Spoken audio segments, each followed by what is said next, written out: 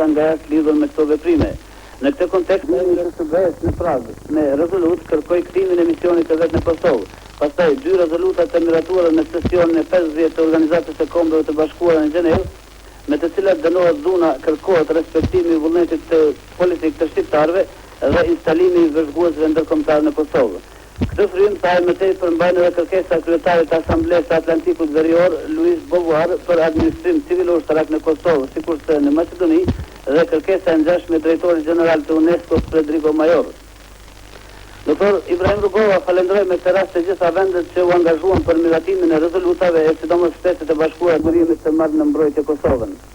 Duke komentuar situatat lidhur me kthimin e mundshëm të refugjatëve nga Gjermania, zoti Rugova nënvizoi se ndonse askund nuk thuhet se fjala është për refugjatët shqiptar, megjithatë nga autoritetet gjermane kërkoi që sidomos të rinjve shqiptar të ikur nga Austria